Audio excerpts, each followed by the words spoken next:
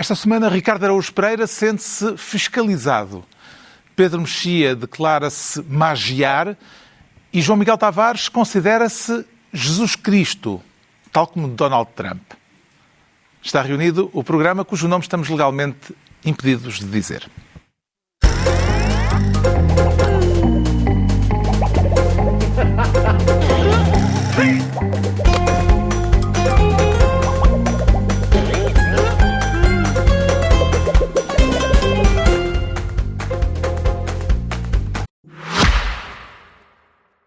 Quando o silêncio ocupa a cidade, algo fantástico acontece. O que é esse amor? Surge um novo mundo para descobrir.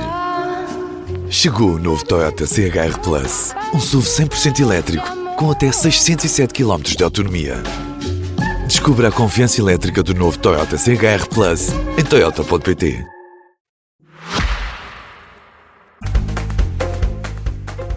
Ora viva, sejam bem-vindos no final de uma semana de novos episódios no já inevitável Big Show Trump, desta vez com ataques ao Papa e com uma publicação grotesca, só ultrapassada em grotesco pela justificação esfarrapada que se lhe seguiu. Trump comparou-se a Jesus Cristo e veio dizer depois que estava a representar-se como médico. Isto na semana em que Putin e Trump podiam ter-se juntado para carpir mágoas pela derrota do amigo Orbán na Hungria. Uma semana marcada também pela revelação de que o terrorista supostamente anarca do coquetel Molotov contra uma manifestação à frente do Parlamento era afinal militante do PS. Já trataremos destes e de outros assuntos, mas para começo de conversa, o Ricardo Araújo Pereira quer ser Ministro da Transparência. E o que é que pretende pôr em pratos limpos, Ricardo? É o financiamento dos partidos. Carlos, saíram aí umas notícias. Quero falar da notícia da TVI, Sim. Mas começou na TVI, mas que entretanto já se espalhou, de que os donativos e os doadores de dinheiro aos partidos e às campanhas partidárias passam a ser secretos, ou seja, não há acesso público a quem são os mecenas Sim. da atividade partidária. O que é que vê de mal nisso? Bom, eu acho que é óbvio o que há de mal nisso, não é? Nós não sabermos quem é que financia os partidos e que interesses pelo que isso revela dos interesses que estão por trás do financiamento.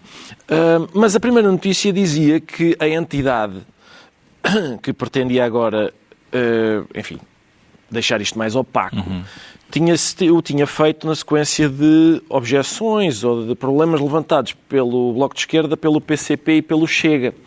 Mas notícias subsequentes aparecem o PCP e o Chega a fazer, o PCP e o Bloco a fazerem uns comunicados a dizer não, nós realmente colocamos algumas questões, mas essas questões não levam a este resultado, até porque nós continuamos a apresentar as contas. O Chega manteve-se em silêncio e é de facto um partido que não tem apresentado, não tem sido transparente na apresentação de contas. Há uns anos específicos em que há uma opacidade especial. E, portanto, isto indica que quando o Chega pretende acabar com a bandalheira, isso é verdade. Só que é através de um método que não é o habitual. Normalmente, quem quer acabar com a bandalheira de haver baratas na cozinha vai buscar aqueles exterminadores ou compra uma lata de Shelltox. O método do Chega é diferente. É apagar a luz. Nós recebemos um carregamento de Shelltox. Sim. Não sei se existe ainda. É capaz. O método do Chega é diferente. É apagar a luz na cozinha. E assim, de facto, já não se vêem as baratas. É outra maneira da gente... Aliás, de propósito, foi também noticiado pela CNN esta semana que a entidade das contas, esta entidade que pediu o tal parecer que deu este resultado, a entidade das contas quer explicações sobre 20 mil euros que entraram nas contas do Chega, com origem num português imigrado nos Estados Unidos. Com esta nova orientação, será que vamos continuar a conhecer situações como esta? Porque agora sabe-se quem é este empresário português radicado nos Estados Unidos que põe dinheiro no Chega. Sim. Aliás, já foi várias vezes referido. César do Paço. Exato. E acho que,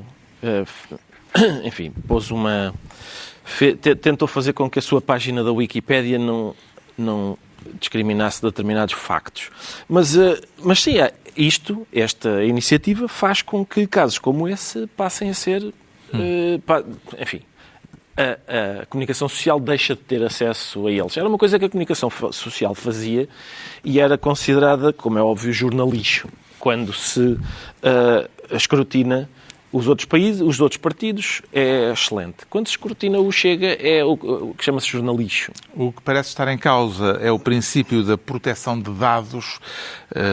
De que modo é que isto interfere, João Miguel Tavares, com a ideia de escrutínio democrático? E de que modo é que a ideia da proteção de dados tem aqui mais validade do que a ideia de transparência e escrutínio público da atividade partidária? Eu ando há anos a protestar contra o RGPD, aquele Regulamento Geral de Proteção de Dados, que é uma imposição que vem da Europa e na sua base há excelentes intenções de proteger o indivíduo e os seus dados pessoais de intervenções externas abusivas. Já levou, aliás, a condenados nas prisões que tiveram de ser libertados, porque a forma como chegaram os julgamentos a ser realizados tinha a ver com dados que depois foram considerados ilícitos. Sim. E isso, a única coisa que eu tenho visto na prática acontecer é uma diminuição, a meu ver, absurda da transparência. Porque o RGPD transformou-se na desculpa constante, muitas vezes, do Estado, dos políticos, para impedir o escrutínio. Que é muitas vezes o que aquilo, infelizmente, acontece. Há excelentes princípios e que todas as pessoas aplaudem. Que bom, quem é contra a proteção dos dados pessoais? Tanta gente, João Miguel. Mas... milhões de pessoas. Mas está constantemente a acontecer documentos rasurados, jornalistas com imensa dificuldade a aceder à informação, e isso é verdadeiramente preocupante. Mas a questão é do regulamento ou da interpretação do regulamento? Eu acho que, possivelmente, eu não sou, como se costuma dizer, jurista para saber até que ponto é a lei que está mal escrita ou se é a interpretação da lei que é abusiva. O que eu estou a ver na prática é que o RGPD está a dificultar imenso o escrutínio e está a ser utilizado como uma desculpa constante para impedir o acesso à informação que deveria ser pública. Este parecer daquela Comissão de Acesso aos Dados Administrativos tem uma argumentação que a mim cai-me o queixo, porque o que eles dizem é, bom, não se pode divulgar, porque ao divulgarmos quem são as pessoas que estão a apoiar este partido, estamos potencialmente a divulgar qual é que é a sua indicação de voto. E o voto é secreto. E o voto é secreto. Isto significa que há alguém que escreve este parecer que ou é tomada por uma espécie de hiperindividualismo descontrolado que acha que, de repente, o facto do voto ser secreto de determinados indivíduos específicos se sobrepõe potencialmente, atenção, porque a maior parte desta informação, lembro, por exemplo, no caso do BES e do caso da família Espírito Santo, eles distribuíam... Quem ponha dinheiro em vários partidos. Colocavam, como é que é? Colocavam o dinheiro em todos os partidos. Isso significa que quando lá vai também mete, se calhar, mete uma cruzinha também em todos os quadradinhos. Portanto, sabemos que voto é nulo. Voto é nulo.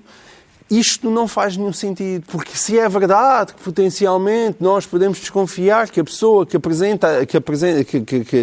tem ali aqueles 5.000 euros significa que, bom, então potencialmente apoia este partido. Essa informação não se pode sobrepor àquilo que é uma evidente, que é a transparência do financiamento partidário. E estas loucuras estão a ser recorrentes. Deixa-me só terminar com isto. Ainda por cima, nós assistimos atualmente a uma mudança do Governo para simplificar aquilo que é a contratação pública, acaba de recuar na questão do Tribunal de Contas, dos contratos de fiscalização prévia passarem de 750 mil euros para 10 milhões. Eu até acho que estas coisas são compreensíveis, porque a contratação pública hoje em dia é um problema enorme em termos burocráticos. Mas a maneira de ultrapassar isto é com mais transparência. Ou seja, sim, haver mais poder na ação executiva, mas ao mesmo tempo a ação executiva tem de ser mais transparente. E isto, estamos a ficar com o pior dos dois mundos. que é determinado tipo de baias, como aquelas que agora estão a ser removidas do Tribunal Constitucional, vão sendo levantadas, do Tribunal de Contas, vão sendo levantadas, mas, ao mesmo tempo, há cada vez menos transparência. E cria-se uma entidade da transparência e ficamos com menos transparência, que é a transparência é mais transparente dentro da entidade da transparência, mas depois a entidade da transparência não é nada transparente. Vê nisto, Pedro Mexia, proteção da privacidade dos doadores, dos eleitores que fazem donativos aos partidos, ou uma possível porta aberta para situações dúbias ou mesmo de corrupção? Deixa-me aqui juntar os três conceitos, são três conceitos completamente diferentes.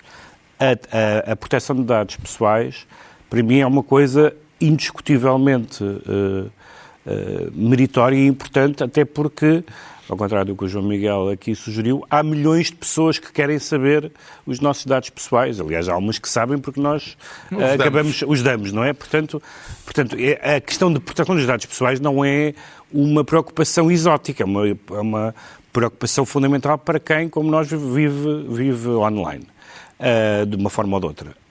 Segundo, o RGPD já vimos que tem falhas grotescas, ou seja, a regulação europeia que nós transpusemos para a nossa legislação. Há aquele exemplo que tu acho que foste tu até que trouxeste para o programa de um livro sobre os arquivos judiciários, sim, não era? Exatamente. E que não se podia pôr as caras das pessoas que percebiam que eram reconhecíveis como criminosos. São pessoas que morreram, sei lá, há 100 anos, ou há 120 anos. Isso é claramente abusivo. Outra coisa é o financiamento dos partidos, por duas razões. Primeiro, porque não é pessoal, ou seja, é pessoal no sentido em que pode haver financiadores pessoais, mas aqui o que é relevante não é apenas quem, ou não é sobretudo quem faz o donativo, é quem o recebe. E se, ao receber esse donativo, há alguma relação de troca para as medidas legislativas que vai apoiar, etc. Sendo que não percebo bem essa noção de que declarar o donativo é declarar o voto. Parece-me que apoiar um partido financeiramente é exatamente como apoiar um partido num tempo de antena. É um ato público, só faz sentido ser um ato público.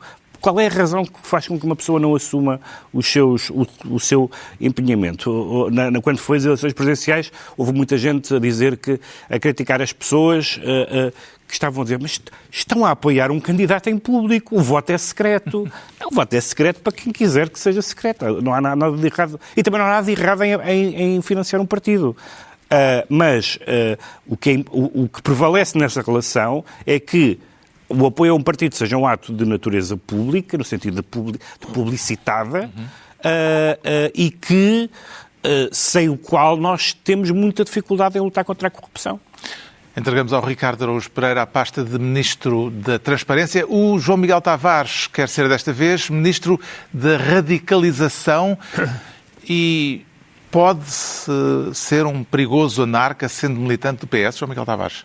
Essa é uma boa questão. Essa, aliás, é uma das questões mais giras deste caso. Vem isto a propósito da notícia de que o suposto anarquista, eu digo suposto porque foi sim. Inicialmente apresentado como um anarquista, que lançou, felizmente sem sucesso, um coquetel Molotov sobre uma manifestação anti-aborto, soube-se esta semana que era afinal militante do PS, com cartão e tudo.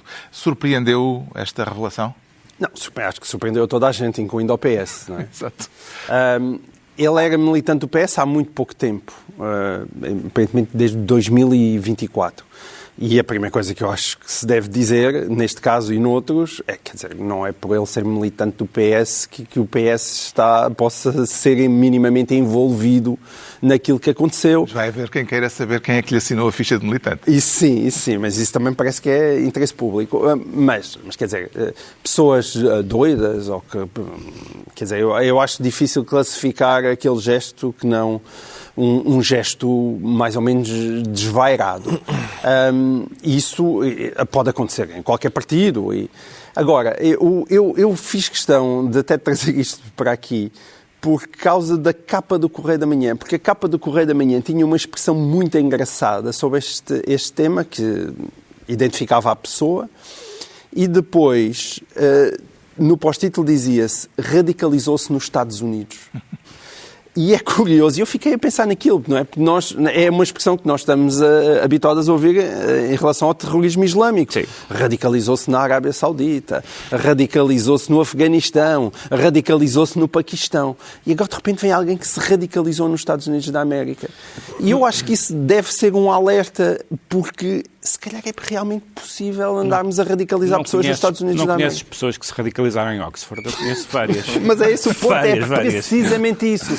Nós chegámos a um ponto, e eu acho que aí eu deixo isto aqui como reflexão para a esquerda, em que as pessoas realmente podem se radicalizar em Oxford, e radicalizou-se em Cambridge, e radicalizou-se em Harvard. E é bom... Porque isso é para a esquerda, não é Devia ser para a geral. uma questão geral? Sim. Não, nas universidades... Como assim? Estamos a brincar?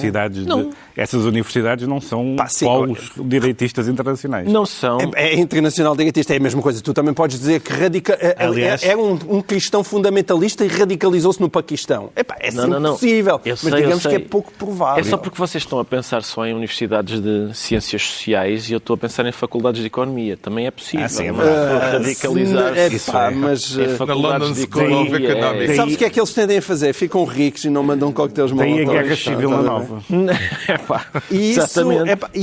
E é aqui um caso muito curioso, sendo que, mostrando mais ou menos, só para acabar, a complexidade das pessoas, esta personagem foi responsável por fazer, há pouco, aprendemos nós, tinha sido um dos responsáveis e deu entrevistas a vários órgãos de comunicação social sobre isso, de uma app que detectava os prédios devolutos na cidade de Lisboa.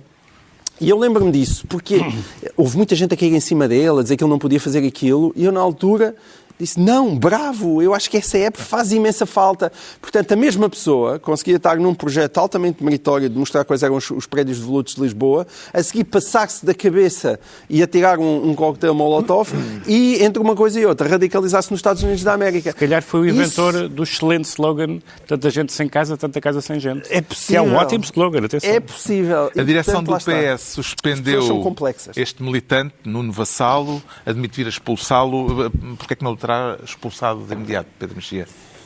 Bem, porque provavelmente para expulsar alguém é preciso ter um processo minimamente...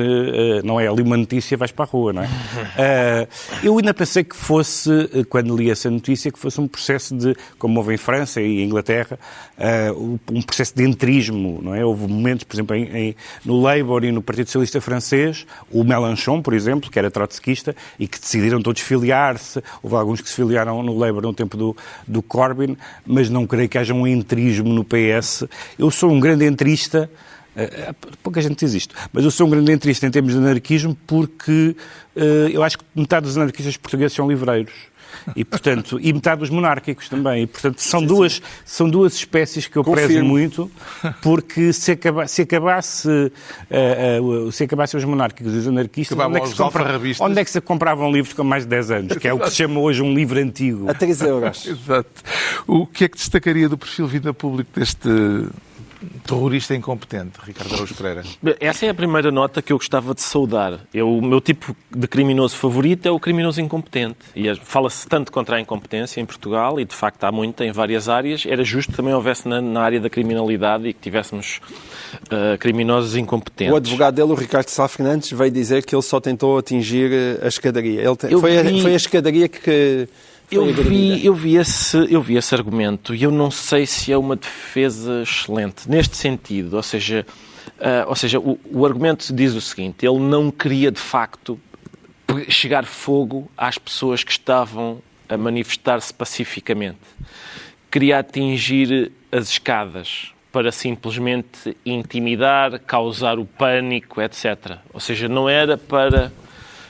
Não sei se é uma defesa que tenha pernas para andar, até porque porque é que nós não fazemos aquele tipo de coisa? Ou seja, porque é que não é, além da decência básica, de ir para uma manifestação pacífica com um coquetel molotov e atirar para lá para atingir as escadas? Não fazemos por esta razão, que é, pode falhar. De facto, pode falhar, a nossa pontaria pode não ser excelente e podemos acertar num sítio que não é aquele que queremos. E como aquilo aleija, ao que me dizem, não se deve fazer. E, portanto, há outra coisa, que é, além do dano que ele podia ter causado àquelas pessoas que ali estavam, o dano que ele causou ao seu lado. É, de facto... reparem... Aos 12 anarquistas portugueses? Não. Porque ele não é anarquista. Exatamente. Reparem, deixa coquetéis molotov verbais na mão da extrema-direita. Exatamente. Eu discordo daquelas pessoas que se estavam a manifestar. Não discordo do seu direito de se manifestarem, mas discordo do que as pessoas estavam a manifestar. E tu, como especialista na matéria, não concebes a hipótese de tirar pudins? Em vez de cocktails? Nem isso, nem pudins. Pudim não faz mal nenhum. Não interessa. Acho que as pessoas... Suja. É suja. Eu acho, portanto, esta... Não aleja, mas suja. Nem pudins. Nem pudins. E, portanto, acho que aquelas pessoas com as quais eu não concordo têm todo o direito de se manifestar pacificamente, sem serem incomodadas, nem sequer por pudins. O que este senhor fez fornece argumentos a pessoas que não deviam ter esses argumentos para brandir. Entretanto, a direção do PS viu-se confrontada esta semana com uma outra dor de cabeça por causa da controvérsia em torno das declarações da Presidente da Câmara de Coimbra, Ana Abrunhosa, dizendo que tinha perdido a confiança num jornalista da Lusa. Entende, João Miguel Tavares, esta figura da confiança de um responsável político na atividade de um jornalista que cobre as atividades do político? Eu devo dizer que se eu fosse jornalista que cobria as atividades de um político e o político viesse dizer que tinha confiança em mim, eu não saberia onde me meter. Porque não há nada... Provavelmente possa envergonhar mais de um jornalista do que vir um político e dizer eu tenho muita confiança no senhor. Isto tem a ver com uma notícia, a partir de declarações do responsável, uma notícia da Lusa, que recolheu declarações do responsável da Casa do Cinema, em Coimbra, e com um pedido de esclarecimentos à Câmara, feito pela Lusa, que ao fim de 9 dias não tinha chegado ainda. 9 dias não serão suficientes para uma resposta de uma entidade pública, Pedro Mexia? Atenção, acho que o assunto confiança ao jornalista, sendo uma categoria que não existe, enfim, é só patético. Aliás, muito exemplificativo dos altos e baixos da agora Presidente da Câmara de Coimbra, que é capaz do melhor e do pior, às vezes por uma razão, uma espécie de impaciência e atitude febril. Eu devo dizer, como espectador durante anos todos os verões do cinema em Coimbra, dos cinemas Avenida, acho que é uma situação relevante para a cidade levantar aquilo. E não me parece, trata-se de uma sala que tem que ser reabilitada e que está a aspirar a licença para utilização como cinema. Portanto, Coimbra está tão deserta de cinemas que era muito bom que isso acontecesse. O jornalista teve 9 dias à espera de uma Não me parece que seja uma pergunta, um pedido de informação infundado, muito menos que seja absurdo perguntar isto à Ministra. É uma coisa... quer dizer, se a indignação começa aí... Desculpa, a ex-ministra. À Presidente da Câmara. Mas parece. Se a indignação com os jornalistas começa por aí, boa sorte. A direção do PS demarcou-se da posição da Presidente da Câmara de Coimbra. Em que circunstâncias é que lhe parece necessária a confiança de um responsável político, de um jornalista, Ricardo Araújo Pereira? A questão é essa. Não é uma palavra que a gente use para descrever as relações entre um político e um jornalista. Mas, mais uma vez, ainda por cima é interessante estarmos a discutir isto na sequência do caso anterior. Embora este não tenha nada a ver com o caso anterior. Mas foram duas coisas que devem ter criado umas cãs. Salvaguardadas as devidas distâncias. Secretário-Geral do PS. É mais uma vez um caso interessante porque demonstra que a ideia de jornalixo é transversalmente popular, que é uma coisa de facto muito desagradável. E, portanto, no fundo, os jornalistas são a arbitragem da política, não é? É sempre ao mesmo lado, senhor árbitro, ambos os lados acham que o jornalismo é tendencioso e está... Por isso é que depois vem aqui ao VAR. Vem aqui ao VAR, é isso. O João Miguel Tavares fica então Ministro da Radicalização e é a vez do Pedro Mexia se tornar Ministro das Palas. E quem é que tem palas, afinal? Toda a gente, pelos vistos. A palavra foi muito repetida durante o frente a frente entre Pacheco Pereira e André Ventura, um dos momentos da vida política desta semana. Para que é que serviu aquele debate? E que foi mesmo um momento que não serviu para nada. Não serviu para nada. Essa é que é a minha crítica. E já sabíamos antes do debate que não ia servir para nada.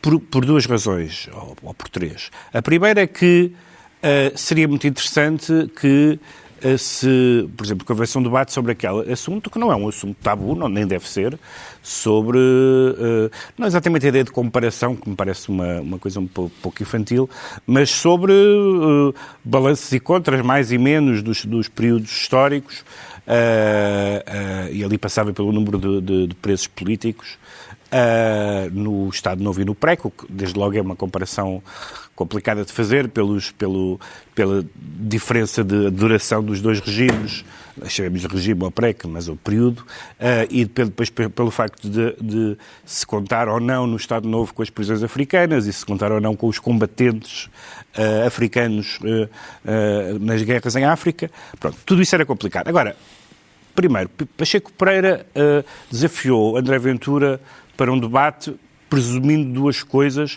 que eu acho que são ambas erradas. Aliás, talvez três. Ele presume que vai esmagar André Ventura porque... Não, para já presumo que tem um terreno comum, que vão estar ali a fazer a mesma coisa. Enquanto Pacheco Pereira vai ali, aliás, leva a sua pilha de livros, que lhe dá a legitimidade para visual até, para falar, e a moca e mais não sei o quê, e a partir daí fala. E eu não ponho em causa, o que está a pôr em causa não é as capacidades do Pacheco Pereira como historiador, mas como alguém disse, não sei se foi o João Miguel que disse isso ou alguém que escreveu sobre isso, o Pacheco Pereira é muito bom a falar, mas não é muito bom a debater, que não são bem a mesma coisa. Falar é dizer coisas articuladas, inteligentes. Debater é uma coisa um bocadinho diferente. Tem mais a ver com aquilo que o Ventura faz em rofia, claro, mas é aquilo que ele faz. Portanto, não havia condições de seriedade para haver uma discussão que, no caso do Ventura, é sempre toca e foge. Que diz, por exemplo, coisas isto está sempre mal desde os últimos 50 anos. E depois dizem-lhe, porquê que escolhe 50 anos?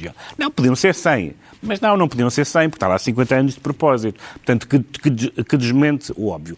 Em segundo lugar, o Pacheco Pereira achou que dava uma coça ao Ventura porque, segundo ele, e genericamente isso é verdade, tinha o assunto mais bem estudado, tinha lido mais livros, tinha os factos mais estabelecidos. Não percebendo, evidentemente, ou não querendo perceber que pouca gente deu uma coça ao Ventura. Isto é factual, não me agrada nada dizer isto, mas quantas coças ao Ventura? São tão poucas que nós sabemos quem são. E não é por causa da sua craveira intelectual. E não é por causa da sua craveira intelectual, é porque ele é excepcionalmente bom a fazer aquilo que passa por uma coisa intolerável, que é atropelar. Portanto, se uma pessoa... É muito difícil ganhar um debate sem conseguir dizer uma frase inteira, não é? E, portanto, e depois Pacheco Pereira tem...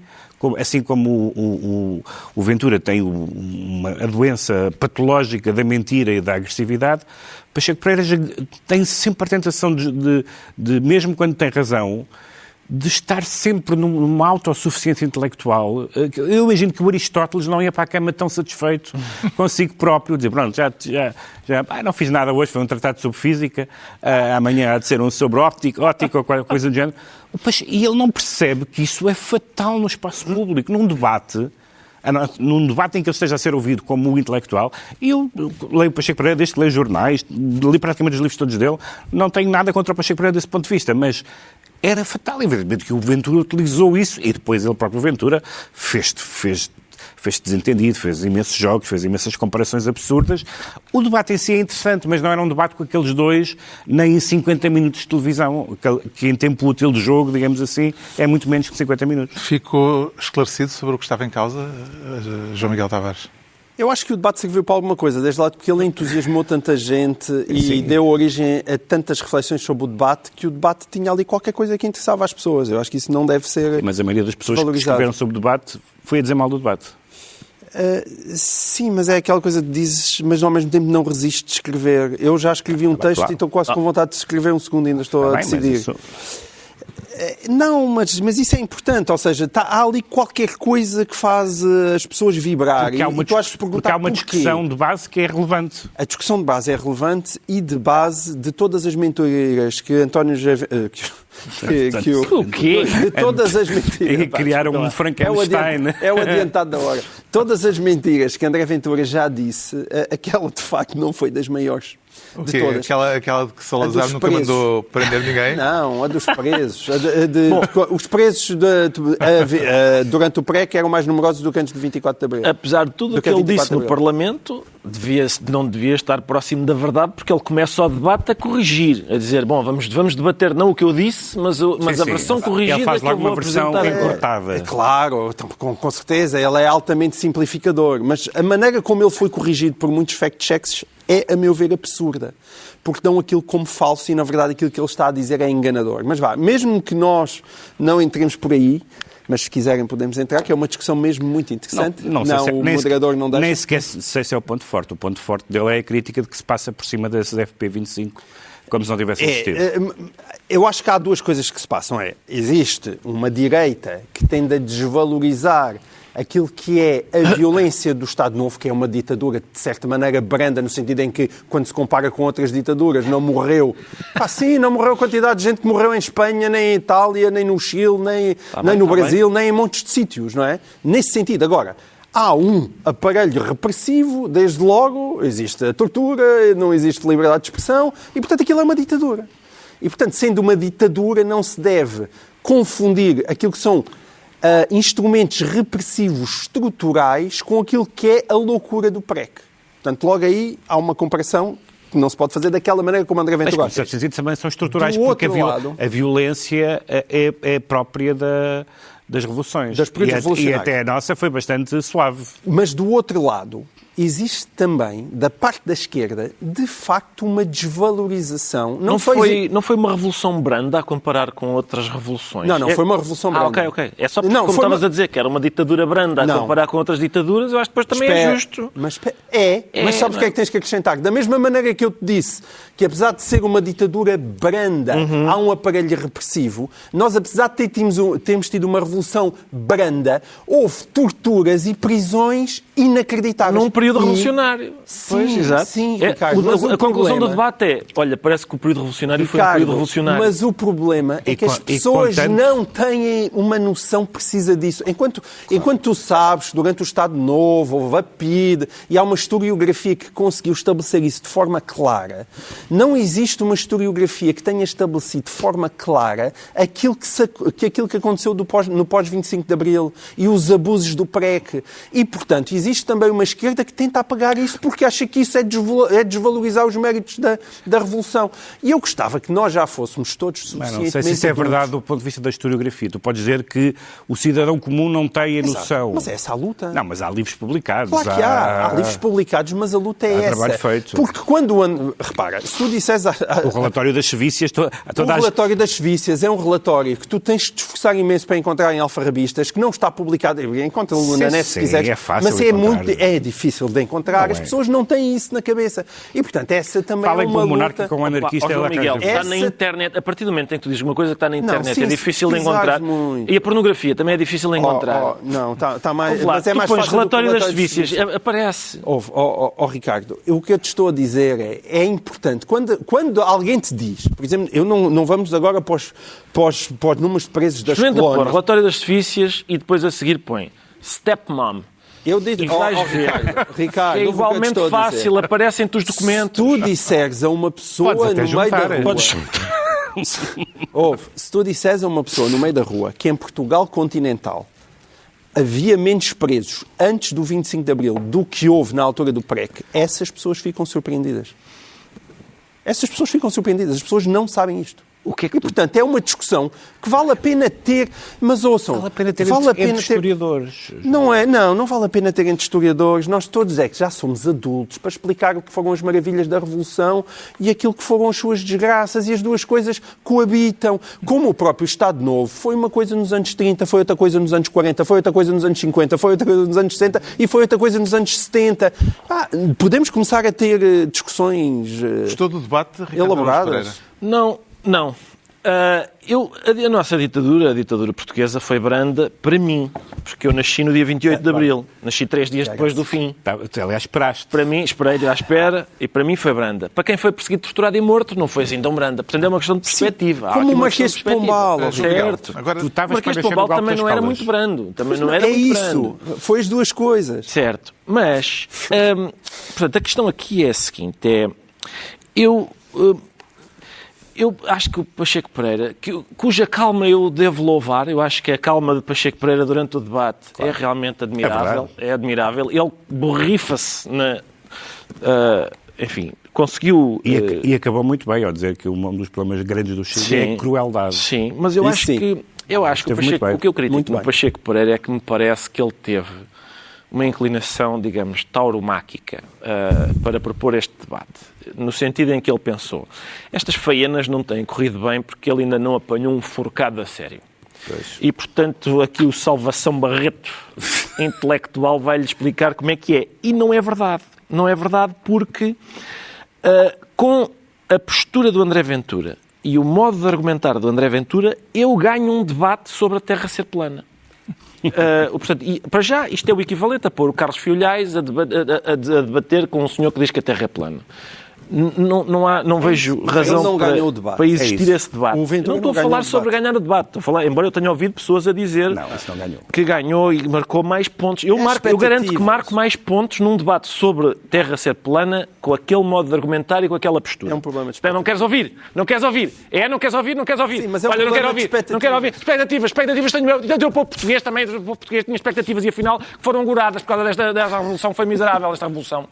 É assim que se ganha. E a questão é a seguinte, quem é que achava que o debate ia decorrer de outra maneira? Pacheco Pereira. Exatamente, eu acho que houve ingenuidade. Sim, mas... Acho que houve quais foram os pontos positivos do debate? Deve ter sido a primeira vez que alguém chamou ingênuo a Pacheco Pereira. É possível, mas acho que foi.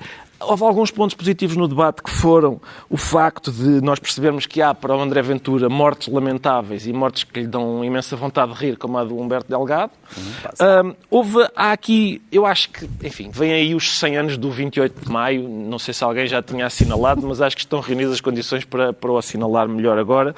Eu não sei, fiquei a saber também que o Pacheco Pereira é de extrema esquerda, parecia que ele estava a debater com o Arnaldo Matos. Portanto, Pacheco Pereira é de extrema esquerda, o que significa que o centro político está ligeiramente, enfim, descentrado. Eu queria só ler aqui, Carlos, tenho de ler só por exemplo, o moderador quer sempre avançar. Explique-me uma coisa, como é que éramos uma ditadura tão feroz se tinha 100 e tal pessoas presas em Lisboa só?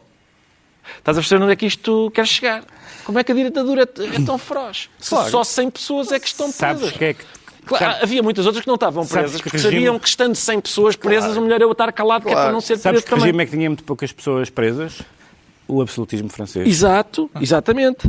Depois, aquela já foi referido, não é? Aquilo, o Pacheco Pereira não encontrará em toda a história do Estado Novo uma ordem do Primeiro-Ministro para prender alguém. Sim. Também não acontecia, sabes o quê? Não me venha com tretas, disse ele a seguir a dizer isto. Também não, por exemplo, o líder da oposição nunca foi ao Parlamento dizer ao Salazar, já está a dar cabo deste país, o que indica que, pelos vistos, as pessoas concordavam bastante com aquilo. A minha favorita não é essa. Era quando o Pacheco Pereira criticava os desmandos e a violência da PSP e da GNR. Ele ficava com mal. Você está a criticar a Essa é uma das coisas... Forças policiais. É uma das coisas... Criticar as forças policiais. É uma das coisas que me fascinam no André Ventura, é o facto, que é outra maneira também de ganhar o debate, que é o facto de transferir as coisas para o campo emocional. Está a criticar as nossas Forças Armadas, Pacheco Pereira. O André Ventura não se pode criticar as Forças Armadas a não ser que a palavra movimento esteja. Movimento das Forças Armadas, horrível, péssimo. Forças Armadas, sempre bem. Outra coisa é, não gosta da história de Portugal, eu tenho orgulho na história de Portugal, exceto uma data que há ali, que foi há 51 anos. Mas estás a ver, essa não presta. Tu é que devias bater com o Ventura. Devia. Não se consegue falar. Eu Pedro demonstrei há bocadinho. Fica Ministro das Palas, estão entregues as pastas ministeriais por esta semana. Agora vamos saber porque é que o Pedro Mexia, outra vez, ele se declara magiar, com maiúscula. Aparentemente diz maiar em relação ao nome do senhor, sim, não sei. Mas tem a graça ouvir por causa de futebol, ouvia falar das equipas magiares. E tem... Não, maiar o nome dele, não. Sim, não também não mas escreve da mesma maneira. É magiar como sim. magiar. Bom, mas portanto, Peter Magyar desalojou Viktor Orbán do poder. Ganhando com 2/3, podendo alterar a Constituição, e há, muito rapidamente, duas coisas boas. Estragos é que isto pode provocar nos chamados patriotas a internacional dos autocratas e liberais? Provoca estragos porque era, de facto, tirando a Meloni, que está numa posição um pouco diferente, aliás, como se viu esta semana a criticar Donald Trump por criticar o Papa, tem uma posição um pouco diferente nestas coisas, mas o Orbán era o príncipe reinante da direita nacionalista, ou nacional-conservadora, ou como se quiser, e fez uma série de coisas que fazem com que a próxima tarefa da Hungria seja cumprir os critérios de adesão à União Europeia, sendo que já é membro da União Europeia. Exato. Mas a Hungria já não estava a cumprir as mesmas regras necessárias para que quem não é membro se possa candidatar. E, portanto, houve um desvio, evidentemente, de poder do Estado de Direito na Hungria absolutamente lamentável e vai também desbloquear a União Europeia porque, neste momento, as unanimidades estavam bloqueadas por um Estado que era a Hungria. A segunda coisa positiva foi que todos os partidos se entenderam, e inclusivamente os dois partidos, que já não eram partidos muito grandes, de centro-esquerda e de esquerda, não apresentaram listas, não faziam parte da coligação, mas não apresentaram listas. Portanto, perceberam que era mais importante derrotar o Orbán do que estarem representados no Parlamento, e isso é positivo. A coisa que pode ser menos positiva foi as declarações do Primeiro-Ministro eleito, que tem um lado que pode ser simplesmente de vamos corrigir os desmandos que aqui se fizeram, ou pode ser um lado ligeiramente vingativo. Essa discussão teve-se exatamente na Polónia, que é acabou a brincadeira, o que em si mesmo pode ser bom ou mau, dependendo da brincadeira.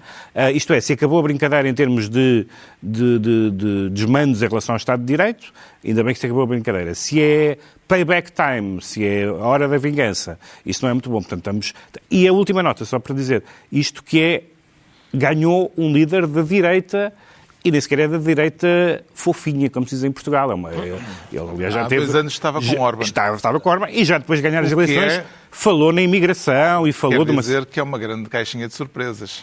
Pois é, exatamente. A administração Trump pôs todas as fichas em Viktor Orbán, Trump é um dos derrotados, pôs lá J.D. Vance a telefonar-lhe durante um comício. Deixou de ser um trunfo ter Trump ao lado... Alguma vez foi? Pois não sei. Nos em termos de política internacional, não. Ele conseguiu o prodígio de conseguir eleger o Mark Carney no Canadá. A partir daí, é evidente que, em termos de política internacional, a popularidade de Trump não é boa, tirando em Israel. Talvez consiga ajudar o Netanyahu, mas fora daí, não. Deixem-me, de qualquer forma, só dizer que houve aqui vocês gozaram tanto comigo com os autocratas democratas e aqui tens o Orbán foi-se embora. Eu quero, sim. Já ainda bem que tu levantaste essa questão. Porque foi só uma assistência para ti, Ricardo. Foi, porque eu estou farto de ouvir, realmente há pessoas que estão a dizer afinal a Hungria não era uma democracia e afinal... Eu quero fazer um protesto ontológico. Não é para mim, essa não é para mim. Que é o João Miguel utilizar outro meio de comunicação a dizer num programa que eu tenho na televisão os meus amigos dizem que não sei o quê. Comigo. Diz fazer queixa de nós. Qualquer dia temos uma coisa de diz aqui, pá. Feios, pá. Eu gosto aqui muito. Não tenho tempo. Estas pessoas... Vocês não me deixam falar. Pelos vistos não é o que tu estás a dizer, mas houve muita gente que disse afinal a Hungria não era uma democracia. Enfim, ele perdeu, então tinham o que é que a gente... vamos agarrar-nos aqui. Afinal, a Hungria sempre era uma democracia. Ele era um democrata porque foi a eleições e perdeu. Ora, eu fico satisfeito. Não é uma ditadura à moda antiga. Significa que para estas pessoas... Deixa o homem falar, pá. Isto é que é uma ditadura moderna. Eu quero saber quando é que este moderador... Ventura, pá. Eu quero saber quando é que este moderador disse essas coisas para vocês. Lá. Eu acho que senti-me discriminado. Esta justificação, ele perdeu, não é? Foi eleições e perdeu, ou seja, afinal sempre é um democrata. A Hungria era uma democracia. Significa que estas pessoas acham que o Pinochet era um democrata, que o Hugo Chávez era um democrata, que perdeu aquele plebiscito constitucional em que ele queria fazer umas alterações à Constituição para se perpetuar no poder, no fim do qual reconheceu a derrota e deu os parabéns aos seus adversários. Por isso ficamos a saber que a galeria dos democratas inclui Orbán, Pinochet, Hugo Chávez, é ótimo. Pronto, fica esclarecido porque é que o Pedro Mexia se declara magiar e ainda temos que ir a um dos filé mignon da semana. O João Miguel Tavares diz sentir-se Jesus Cristo, tal como Donald Trump, aliás. Não estará a confundir Jesus Cristo com um médico da Cruz Vermelha? Então, quem é que nunca confundiu o uniforme do médico com o de um pescador ou de um carpinteiro da Galileia do século I? Trump diz que na imagem criada por inteligência artificial não quis representar-se como Cristo, mas como um médico da Cruz Vermelha. O que é que aquele pot-pourri de situações inéditas... Pronto. Deixa-me só dizer que a última pessoa que podia ser confundida com Jesus Cristo era alguém da Cruz Vermelha, porque Jesus Cristo usava muitas coisas, mas estranhamente não usava uma cruz. Seria muito meta ele usar uma cruz. Isso era, Por que tens isso ao pescoço? Um dia vão perceber. Hás de ver. O Trump não percebe que ele pode-se fingir que é o super-homem, a Estátua da Liberdade, o Papa, como apareceram aquelas imagens, mas é preciso não ter nenhuma noção que não fazer passar-se por Jesus Cristo não funciona, inclusive é junto da sua base de apoio. Sim. E essa falta de noção mostra como o descontrole do ego conduz inevitavelmente para a tragédia. Ao ponto depois de ter vindo corrigir com esta coisa da Cruz Vermelha. Apagou, não é? Apagou a imagem. Apagou. E depois veio com isso que é mais... Em simultâneo... Mas é uma mentira ridícula, não é? Como é evidente. Em simultâneo, aconteceu tudo isto com aquele ataque bastante intenso ao Papa, chamando-lhe fraco, acusando-o, entre outras coisas, de gostar do crime. Gostar do crime. Sim. Talvez fosse um jornal. Como é que entende esta deriva do presidente Eu acho americano? que o Papa pode-lhe agradecer efusivamente, porque este Papa não tem, nem nunca vai ter, acho eu, a popularidade de Francisco. Não tem o humor, não tem o carisma. Mas esteve muito bem. Mas Trump está a ajudá-lo a ter qualquer coisa. E por isso, Teve de repente... gravitas, não é? Exato. O Papa disse a única coisa que o Papa pode dizer. Exato, nós somos pela foi o resolução Papa. pacífica dos conflitos e por evitar as guerras. Bom, É isso. Parecem-lhe pertinentes Papa questões que têm sido levantadas sobre a saúde mental do Papa, Pedro Mexia. Do Papa, não. Do Papa, perdão. Não, a saúde mental do Papa está bem, como ele demonstrou. Não, quer dizer, a saúde mental de Trump comparado com o quê? Com aquele patamar de razoabilidade e de serenidade que ele teve no primeiro mandato. Sim, aos 30 anos. Este segundo mandato tem sido pior do que o primeiro em tudo. Mas, para já, eu não acho muito interessante classificar psiquicamente ou psiquiatricamente os líderes políticos. Não me parece muito útil. Na União Soviética fazia-se muito isso e eu não gosto muito desse método. Agora, que ele é uma personalidade abominável e um egomaníaco, isso não há dúvida nenhuma. Aliás, alguns dos maiores defensores dele na direita radical dizem, bem, ele é evidentemente um tipo deplorável, mas não sei quem. Portanto, fazem logo esse prolegómeno que é indiscutível. É uma pessoa horrível. O recém-católico J.D. Vance, vice-presidente dos Estados Unidos, aconselhou também esta semana o Papa a ser mais cauteloso quando fala de teologia. Exatamente. Eu acho que Terá sido para isto que atrevimento, nasceu aquela pá. expressão popular, tentar ensinar a missa ao vigário? Sim, quer dizer, o J.D. Vance está naquela posição de ser vice-presidente daquele senhor e, portanto, ter de mostrar este tipo de solidariedade. Sendo que é, Pelo menos que é um católico ir convertido. mais pela sombra, não é? Podia, mas era difícil, não é? Era difícil porque as pessoas vão-lhe pôr o microfone à frente a dizer o seu chefe disse isto, o que é que lhe parece? É difícil não responder e, portanto, eu pessoalmente tenho saudades do tempo em que os malucos achavam que eram Napoleão. Esta ideia de achar que são Jesus Cristo, e ainda por cima, quando as pessoas disseram mas então tu estás armado em Jesus Cristo, ele disse, o quê? Só mesmo a malta das fake news, a malta das fake news é que podia interpretar esta fotografia não como um médico da Cruz Vermelha, mas como Jesus Cristo. Ele na fotografia está vestido com uma túnica branca, sim, como os médicos da Cruz Vermelha costumam estar. Está a curar um paciente com o método terapêutico de lhe pousar a palma da mão na testa, como os médicos da Cruz Vermelha vão fazer. Há uma chispazinha na outra mão. Há uma chispa na outra mão e há um demónio com 3 cornos a pairar sobre ele lá por trás, que é normalmente o adversário dos médicos da Cruz Vermelha. E, portanto, ele, entretanto, está a identificar aquela doença mental que ele costuma atribuir a quem o critica. Essa doença mental já normalmente era para os esquerdistas malucos. De repente, Tucker Carlson, Megan Ryan e não sei o que começaram a ter. A Meloni. Meg Ryan não se meteu nisso. Não é, como é que ela se chama? Megan Kelly. Exatamente. Exatamente. Meg Ryan não tem. Mas tem uma coisa qualquer. Ela não está com bom aspecto. Esta semana a Meloni apanhou. A Meloni já não é amiga também. Já não é amiga. A Meloni também apanhou. Há uns trampistas que estão firmes ainda junto dele, porque uma coisa que há é que ele intervencionista não é, atenção. Sim, nada. Não é intervencionista. E, portanto, eu não sei se o que eu proponho, pode ser que esse seja o desfecho disto, é ir buscar o Papa, pô-lo na cela ao lado do Maduro e tentar arranjar, ver lá no Vaticano quem é que...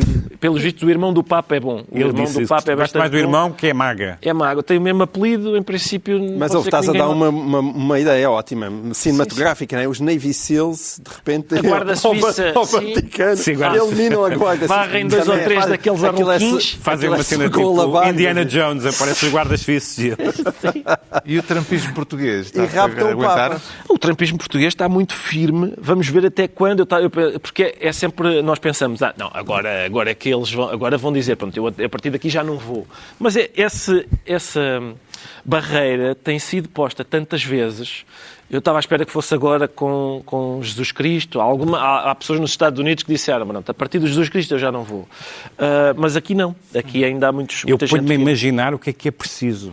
Sim. Um live da retreta, coisa do género, para as pessoas dizerem, não, isto chega. Não. Bom, não há livros desta semana, não há tempo para isso. Para a semana haverá. Está concluída assim mais uma reunião semanal, 2 a 8 dias, à mesma hora, os mesmos de sempre, também em podcast. Pedro Mexia, João Miguel Tavares e Ricardo Araújo Pereira.